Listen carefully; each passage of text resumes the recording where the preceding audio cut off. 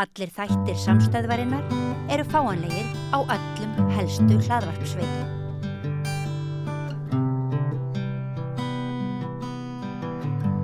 Já, þá nú komið að því að halda áfram að gera upp árið 2025 í einhverju mynd og góðu gestur kominn hér. Ég kalla hann Villa vandræðaskálda því að fleiri gera það, en hann heitir Vilhjálmur B. Bragason. Ertu velkominn. Kæra þakkir. Þú ert höfundur Krakkaskaupsins ásamt fleirum eða hvað? Já, við Árni Beinteinn skrifuðum það saman, kollegi minn úr leikhúsinu. Við kynntumst þegar vorum að leika saman fyrir norðan. Já. Og þetta er annað árið sem við skrifum Krakkaskaupið saman. Já. Bara ótrúlega skemmtilegt verkefni og heiður og ánægja að fá að taka þátt í því. Einmitt. Vinna með þessum hæfileikar ykkur krökkum. Já, vel heppnað skaup. Já, takk fyrir. Segi ég. Ég hafði gaman að því. Og svo náttúrulega er þetta myndband, þessi söngur þinn og Sesselíu Ólafsdóttur, þar sem þið gerið upp árið 2025 með ykkar hætti. Já.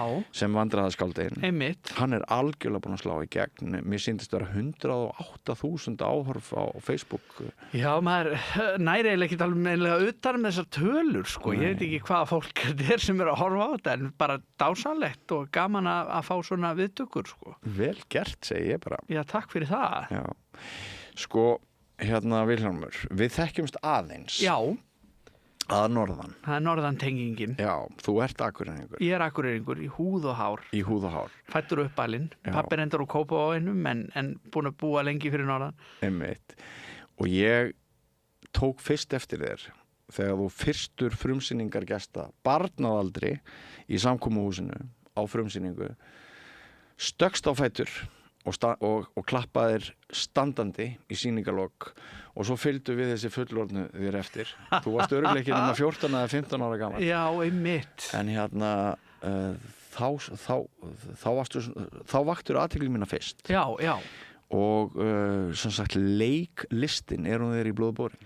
Já, ég held ég geti fullir það, sko, því að ég bæði byrjaði að leika sem krakki, svona saga sem er ofta rifjuð upp í minni fjölskyldu þegar ég kom í fyrsta skipti inn í Þjóðleikhúsið, 5 ára gamall, þá fór ég að sjá Dýrin í Hálsaskógi, Sigga Sigurjóns og Örn Árna leika þá Mikka og Lilla gullaldarsýningu og mér var það svo mikið þegar ég kom inn í Þjóðleikhússalinn í fyrsta skipti og ég lít upp í Stuðlabergið og segi bað út höndum þannig að fólk komst ekki fram hjá mér og ég sagði drottinn minn, leikhússalurinn og ég held að örlög mín hafi bara verið ráðinn þar með að ég myndi verða leikari og þvælast inn í leikhúslistina. Varstu ungur þegar þú varst notaður í einhver aukahlutverk hjá leikfélagi Akureyrar? Já, sko, fyrsta sýningin sem ég tók þátt í fór ég í pröfur fyrir söngvaseið og fékk að leika yngri strákin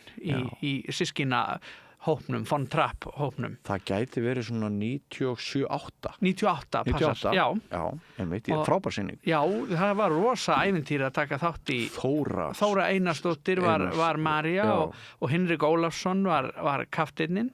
Symfóníuhljómsveitin í Gryfju þetta var svakalegur metnaður og mikill skóli. Og einmitt eftir að ég lék í þeirri sýningu þá voru örlögin endanlega ráðin og eftir það mætti ég á allar sýningar, lékrendar í nokkrum fleirum hjá leikfélaginu og mætti á allar frumsýningar og þar hefur séð mig fyrst mitt á einhverju slíkri þó við munum ekki hvaða sýning það var. Nei. Og svo vorum við báðir gengdum sama djobbinu. Ég held að sé rétt munað hjá mér að föstudagsþátturinn á N4 hafi verið mín hugmynd. Já, það er ekki ólíklegt. Og eftir að sem var svona spjallþáttur og átti að vera svona uppgjör og vikunar og þú eiginlega gerði þann þátt miklu betur en ég. Það eru þín orð. Fannst mér síðan þegar þú tókst við af því að þú varst með píanó. Já. Og svona dróst svolítið annan blæ. Já, einmitt. Þannig að þú varst líka fjölmiðlamaður Já, ég fekk að prófa það. Það var svona kollegi minn úr leikhúsin, hún María Pálsdóttir hafði verið með föstudagsþáttinn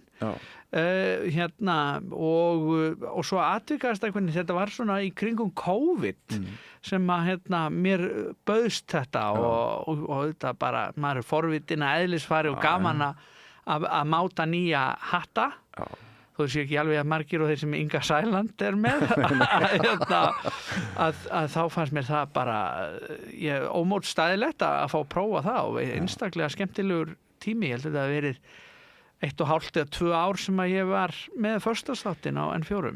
Varstu þá búin að ljúka leiklistarnámið þínu út í London? Já. Þarna og ég er í rauninni sko að hluta til á sama tíma er ég að starfa hjá Leikfélag Akureyrar meðfram því sem ég var með föstudagsþáttinn sko. Og Fyrst grímuna fyrir aukahlutverkið Skuggasvein. Já, þá var ég að leika Ketil Skræk á móti Skuggasveini Jóns Gnarr. Það var ótrúlega gjöfult og gott ferli. Og það er svona það leiti sem við byrjum að æfa Skuggasvein sem ég hætti með föstudagsþáttinn. Þá voru svo stífar æfingar að ég sá ekki fram á að geta gert bæði og þá tók Oddur Bjarni Þorkelsson við keflinu og stýrði föstudagsþættinum alveg þangað til bara N4 leið undir lok, illu heilli. Nú er búið að slökkva. Já. En sko þetta hlýtur að vera svolítið góður undirbúningur að vera menningarlega sinnaður með leiklistarmenntun, dass á blaðamennsku og fjölmiðlamennsku. Það ætti að gera þig nokkuð hæfan til þess að gera upp árið með hnittnum þjóðfélagslegum hætti eins og þú hefur núna verið að vinna við, starfa við. Já, ég hugsa það sem bara rétt hjá þér sko. Þetta er bara dálítið góður grunnur í það að það er auðvitað eins og þú þekkir úr sko blaðmennskunni, það náttúrulega er svo margt og mikið sem gerist og það kemur einhvern veginn alltaf jafn flatt upp á mann þegar maður ætlar að fara að gera upp árið og eins og núna síðustu 2 ár hefur maður byrjað kannski að spá í þetta í kringum krakkaskaupið að því að undirbúningur fyrir það hefst fyrr heldur en áramótalagið að það kemur manni alltaf mikið óvart sko, maður man kannski ekki meira en svona 2, 3, max 4 mánuði aftur í tíman svona almennlega. Svo rennur það svolítið saman, býtu gerist þetta á þessu ári eða síðast ári og... Tekur ekki nótur í mars eða apríl eða eitthvað? Ég hef ekki haft ræna á því hingað til, þetta kemur einhvern veginn alltaf flatt upp á mig að árið sé að verða búið og maður er með fögur fyrirheitum að maður ætla að gera það. Svo stendur maður ekki alveg við stóru orðin og þá verður þetta meiri vinna í loka árs en það hefði verið að maður En hins vegar eru svona nokkur mál sem að sko ég man til dæmis á síðasta ári síðasta sumar þegar kom upp og þetta er kannski ekki mál sem að allir muna eftir en mér fannst þetta bara strax svo fyndið þó að þetta verið leiðilegt líka af því að það fylgdi þessu kostnaður og svona það er með segulómtækið og ræstitæknirinn sem opnaði inn og skúringavagnin sogaðist á tækið og kostaði 12 milljónir að losa frá að ég man bara leið og ég las þessa frétt og hugsaði þetta verður í skaupinu sko og þetta er allt og fyndið til þess að grínast ekki með og í rauninni þó að það hafi orðið fjárhagslegt tjón það voru engin fórnarlömb þannig nema kannski bara þeir sem þurft að bíða lengur eftir segulóm mynd En það er náttúrulega engin samgangur á milli höfunda áramótaskaupsins þess að hefðbundna og krakkaskaupsins er það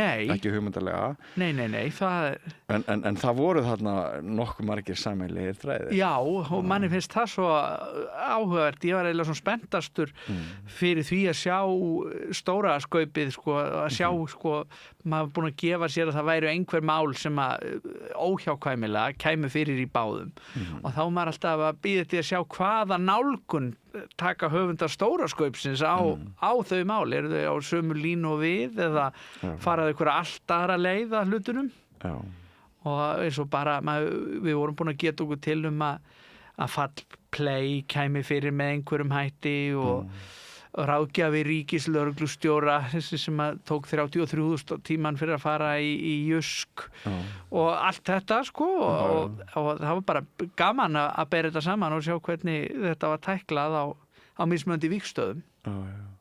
Ég spurði yngstu börni mín 15 og 17 ára hvað haldið að verði í skaupinu og þau sögðu Play og skótnir hennar Ingu Sæland. Það var svona eitthvað sem var gefið. Já.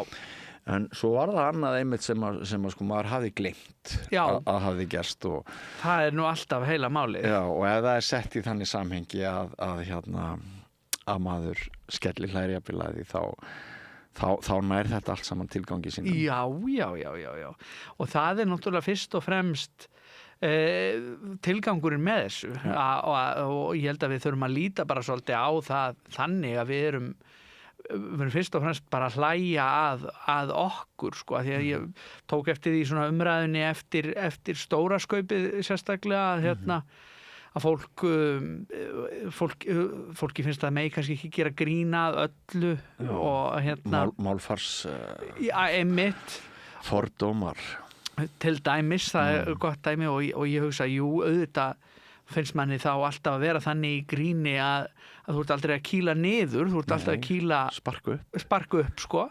og fyrst og fremst ef það er verið að gera grína ráðamönnum og svona þá á það að vera til þess að halda fólki við efnið og spegla þannig til gags vonandi. Valdefling almennings gagvart þeim sem ráða ríkjum.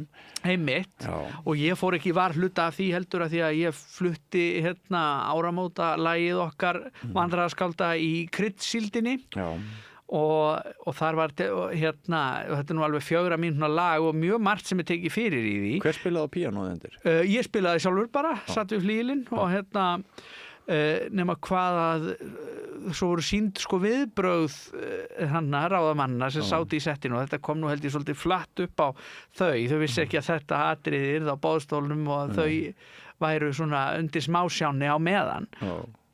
Nema hvaða skómálið fræga var náttúrulega tekið fyrir í þessu lagi og nærmynd af Ingu Sæland á meðan og hún var nú búin að vera að hlæja svolítið að laginu fram að þessu en svo svona datt aðeins sko, henni var ekki eins skemmt yfir þeim partí. Skutu augu hennar gneistum? Já, ekkert alvarlega en og risti nú ekki dýpri en svo að hún bara faðmaði mig eftir á var nú bara hinn elskulegasta þegar útsendingu lauk en svo fannst mér svo fyndið að Vísir sló svo upp fyrirsögn nákvæmlega þetta og það var eitthvað svona Ingu ekki skemmt yfir skógríni villa og ég nefnilega ég skrapp norður á nýársdag norður á Akureyri og fór beint í skóaböðin og satt þar bara í mestu makindu, var ekkert búin að vera að pæla í fjölmiðlum, kemur maður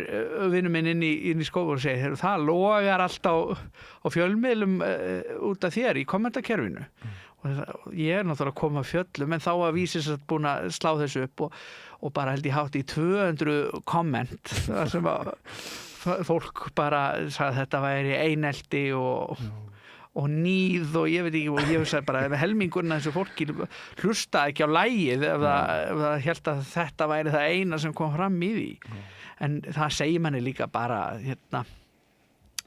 maður getur ekki gert öllum til hæfis Nei og ég held kannski að þetta 1% þjóðarsálarinnar sem bara hálfbrjálað sko það bara heyrist hæst í því og stundum dregum að línu á milli hávaðans og þjóðarinnar en ég held að það sé ekki rétt. Nei, einmitt, ég er alveg sammálaður í því sko og Við erum miklu betri heldur en okkur stundu sagt. Það nú með heila máli og það alltaf einhverjir sem munu finna sko eitthvað svona til þess að hafa á móti. Eitt svona besta dæmið það ég var eins og veislustjóri í brúðkaupi hjá Birnu Pétursdóttur vinkonu minni og þau giftu sig á Beru fyrir því og á leiðin tilbaka fekk ég einmitt, var samferða Cecilíu, kollega mínum og vandræðaskáldum og manninum hennar honum Víði og hann verkfræðingur hann Víðir og leiðinni norður á Akureyri frá Berufirði þá vildi Víðir sko, því hann verkfræðingur hafði aldrei komið upp að Kárahnjúkum og hann stakk upp á því hvort að það væri í lagi okkar vegna við tækjum hennan auka bíltúr og ég hugsaði já, með einu skilyrði að ég fæ að koma við í matvörubúð og kaupa flösku af stíflueyði svo við vandræðaskáld getum tekið mynd á okkur fyrir framan virkjunna stífluna með stíflueyðin mér finnst þetta alveg bráðsniðugt á sínum tíma og við gerum þetta og settum inn á Facebook síðu vandræðaskálda mæltist bara vel fyrir en svo kom eitt og eitt komment og hvað ætlið þið að gera án rafmagns þarna mannvitsbrekkurnar ykkar og maður svona, þetta er í sumum tilfellum þetta bara töpuð barátta þeir sem ætla sér að misskilja þeir misskilja sama hvernig maður fer að þessu sko það er bara þannig það geta að vera að elta það en þá langar mig aðeins að beina sjónum okkar að svona varðandi pólitískt hugrekki og grín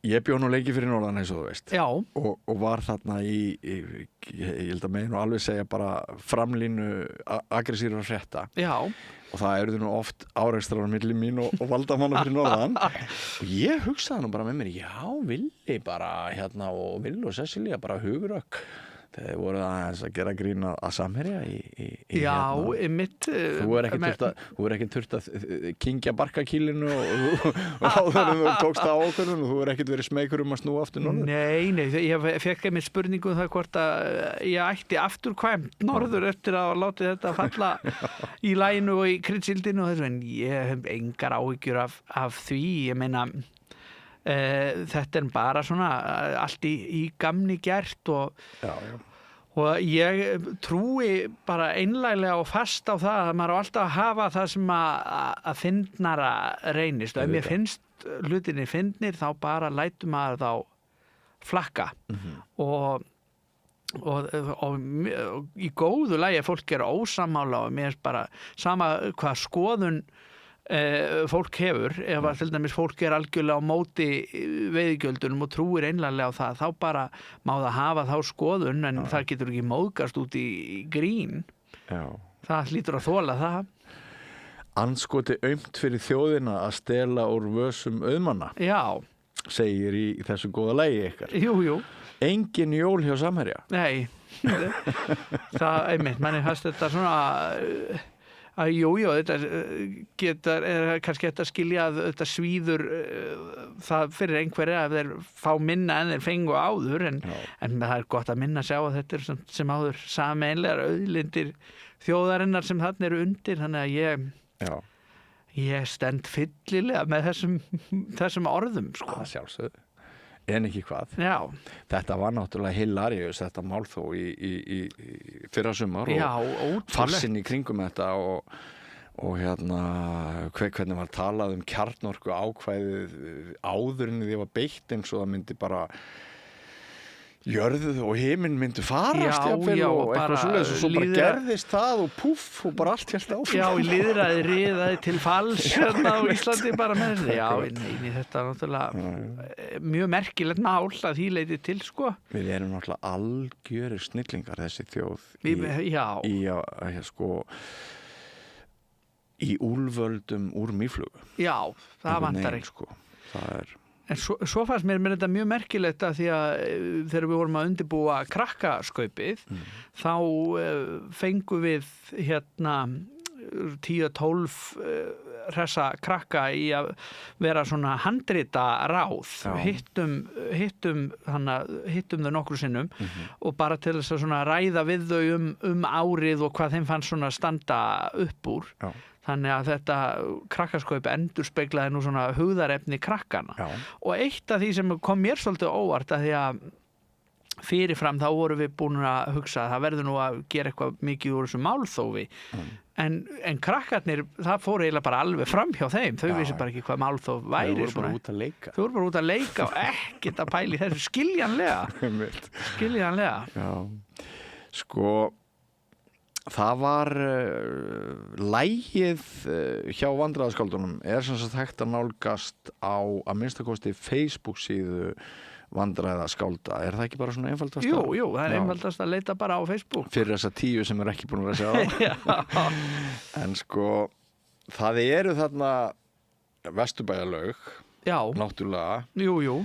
Hún kemur sögu Play 6-7, Dubai, súkkulaði, Labubu, Óráðsega ríkislögreglustjóra. Já, þetta er allt saman dauðafæri. Dauðafæri, já, ekki að láta það kyrrt liggja. Nei, hvernig fannst þér þetta ár sko svona í samanburði við önnur ár þegar komaði að reyna að finna því einhvern farveg í gríni og tónlist? Sko, það var að mjög mörgu að taka og það var bara, ég myndi segja þetta hefði bara verið yfir meðalagi gott ár sko. Í komísku tilliti. Í komísku, já, tilliti.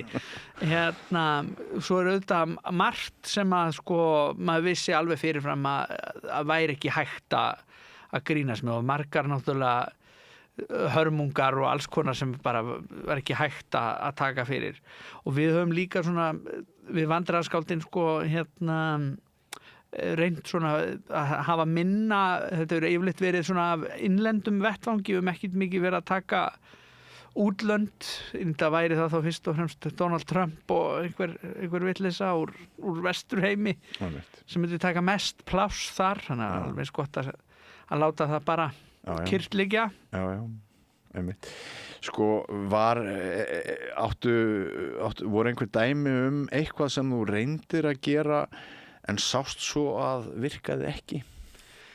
Ekki sem ég man eftir í sig. Ég held að maður er svona orðin það þjálfaður í þessu að maður er svona sér orðin nokkurn veginn bara, já, það er engin flötur á þessu.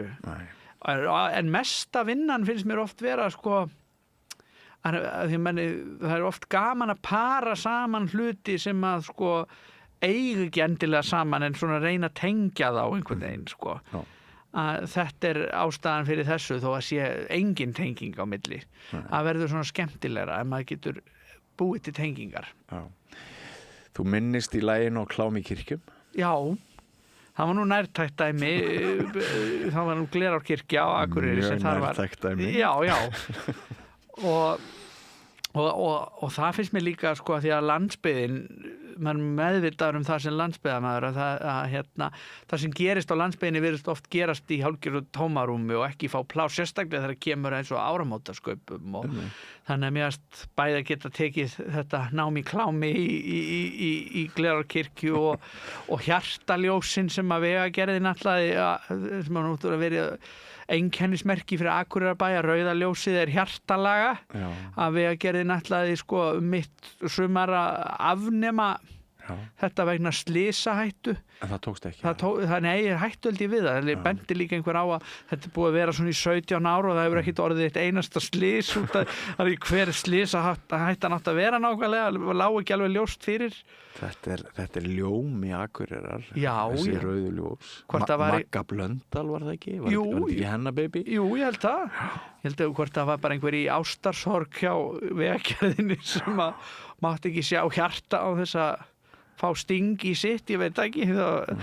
Þetta alltaf kom mjög skyndilega upp og var hið undarlegasta mál. Stofnanamennska frá helvíti. Já, mætti segja. En mjög gott ef það hefur tekist að stöðva þessa allugu. Já, það hefur allavega ekkert heyrst meira um þetta í bili, þannig að við sjáum hvað setur. Já. Og svo moskítóflugurnar. Já. Það er svona óvinsælasti innflytjandi ársins, moskítóflugan. Já. Og á svo sem eftir að kom í ljós hvernig framvindur með hana sko, en við fórum einhvern veginn strax í fyrirfram hamfara gír. Já, nú væri öllu lokið. Og Sigmundur Davíðs á fyrsti sem sagðist að það hefur verið stungin. Já. Þetta er náttúrulega alveg stórkost. Þetta er alveg bara, þú gætir ekki skrifa þetta sko, þetta er verður oft svo yfirgengilegt að maður sko handritshöfundur eða skáldsagna-höfundur með alltaf að setja þetta allt saman í eitt pakka, þá myndi fólk segja nei, þetta er of mikið, það gerist aldrei svona.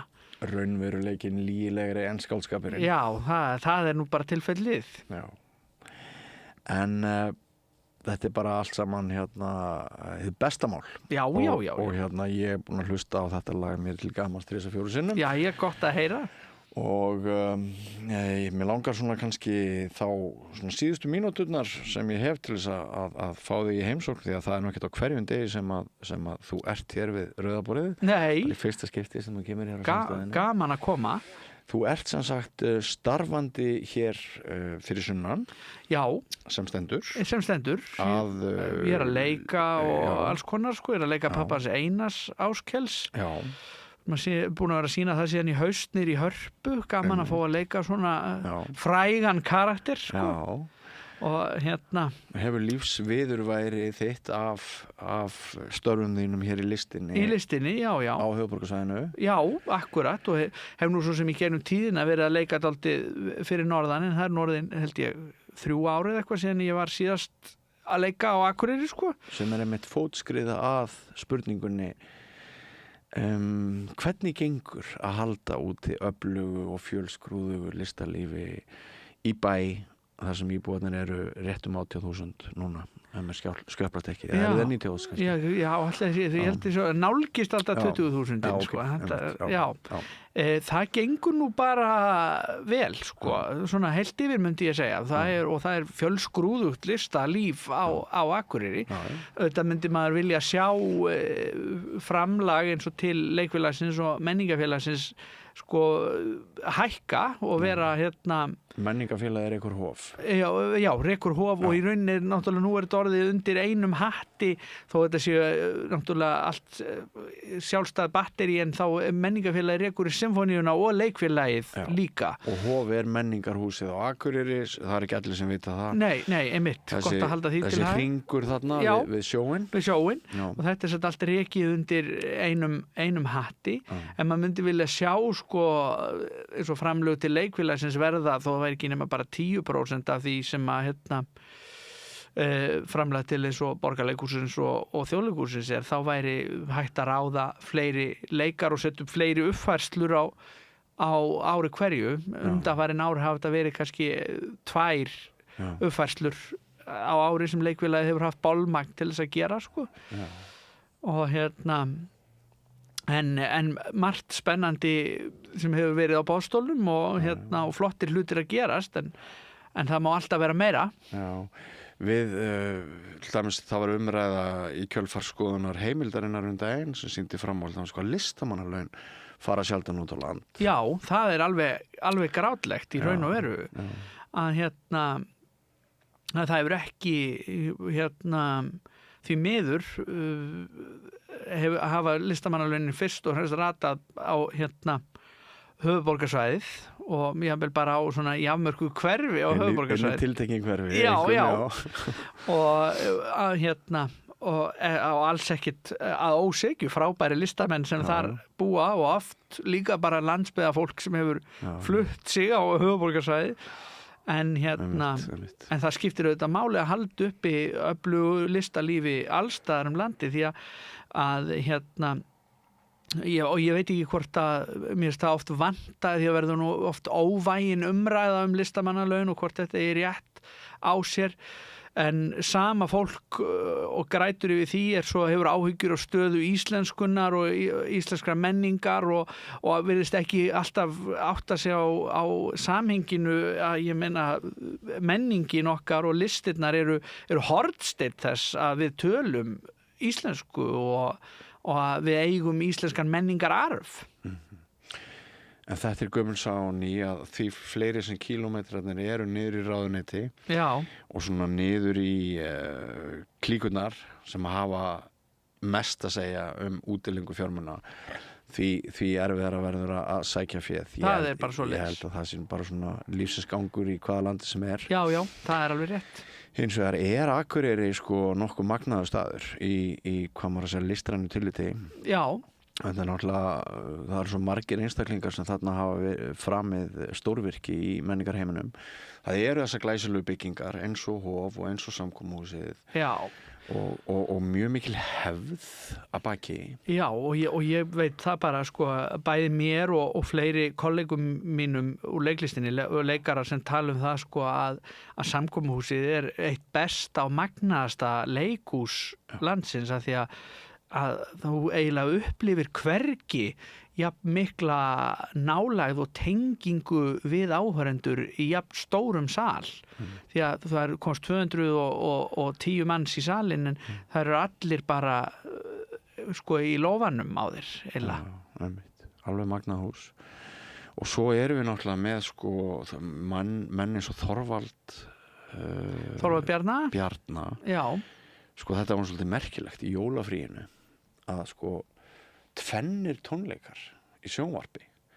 Aðrir teknir upp á Akureyri í Hofi, 30 ára Rocklands tónleikar Óla Palla og félaga. Algjört stórvirki. Kórar þarna, Sinfoníuhljómsveit Norðurlands eða hvað það heitir og bara magnað. Og svo líka hann potturinn og pannan í þarna Eurythmics. Já, hvað hétta, Ármenn áttunar. Já, í Hörpu. Já. Og Atli Örvars. Já. Hans áhrif. Einmitt. Náttúrulega alveg magnaður. Ótrúlegt. Og það má bara ekki gerast að standardinn í þessum málum að hún sé ítt út í horn fyrir norðan. Nei, alls ekki. Alls ekki og og mikil ástæða til þess að að standa vörð það og efla norðlenskt listalíf bara ennþá frekar. Ég held að sko þegar vel gengur þá bara að blása til frekari sóknar. Og rosaleg hvatning fyrir krakka og fullorðna úr nágrannabyggðunum að geta farið til Akureyrar og séð klassíska tónlist sem dæmi flutta með fullkomnum hætti í Hofi eða orðið vitna leiksýningu.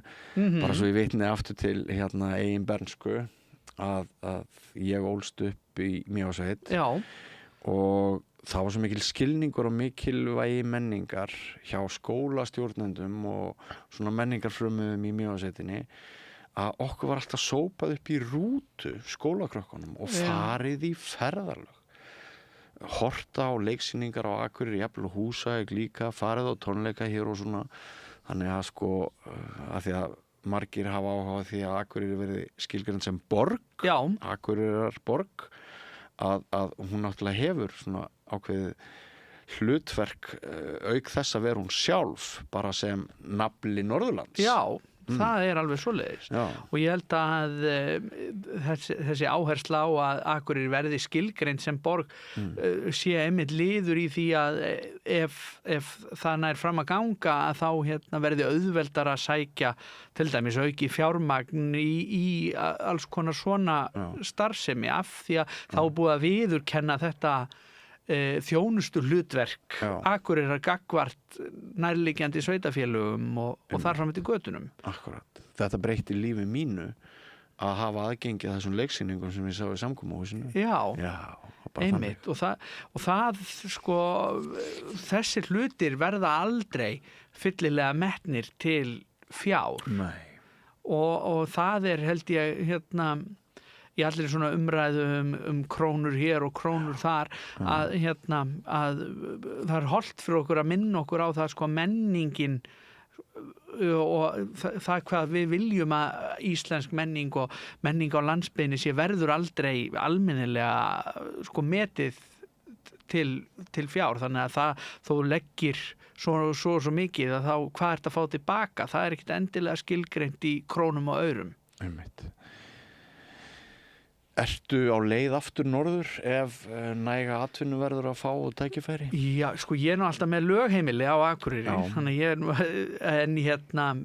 ég væri svo til í að maður fer náttúrulega auðvitað bara fyrst og fremst þangað sem verkefnin eru og þar sem spennandi verkefni að finna. Út farandlistamaður? Já, ég bara fer þangað sem listin kallar á mig en það er bara heiður og ánægja að vinna meira fyrir mitt uppeldisfélag leikfélag Akureyrar sko ef því að skipta og það kemur örugglega að því. Já, einmitt. Ég vona að allir draumar þínir rætist, Vilhjálmur. Ég held að segi í texta ykkar Sesselíu vandræðaskáldum í áramótaleginu að árið núna verði okkar ár. Já, já. Er það ekki? Já, ég vona það bara sömuleiðisvinnu minn að það verði svoleiðis í tilfelli okkar beggja. Er það ekki? Jú, Kæra þakki fyrir komuna og gangið allt í haginn, Vilhjálmur. sömuleiðis. Og með þessum orðum og þessu spjalli okkar Villa vandræðaskálds lýkur dagskrá samstæðarinnar í kvöld. Við þökkum ykkur kæru hlustendur og áhorfendur fyrir samfylgdina og verðum hér aftur í loftinu klukkan 8 annað kvöld. Stundum látum við söfnunarbaukinn ganga þegar útsendingu að ljúka hjá okkur og við minnum ykkur sem eruð aflögu fær og hafið oft velt því fyrir ykkur hvort þið ættuð að styrkja samstöðuna með 2.750 króna mánaðarlegu framlagi. Að hægiru heimatökin ef þið heimsækið vefslóðina samstöðin.is og skrollið aðeins niður og finnið þar hnapp þar sem ástendur áskrift. Við erum hér með daglega dagskrá fyrir ykkur vegna þess að við erum með dágóðan slatta af styrktaraðilum eða áskrifendum og án ykkar væri þetta ekki hægt. Með ykkar stuðningi getum við elst og búið til enn meiri og magnaðri dagskrá fyrir þig. En ég heiti Björn Þorláksson og þættin með lokið í kvöld. Verið sæl. Segðu það á Samstöðinni. Samstöðin er í eigu hlustenda, áhorfenda og lesenda. Sláist í hópinn og gerist áskrifendur.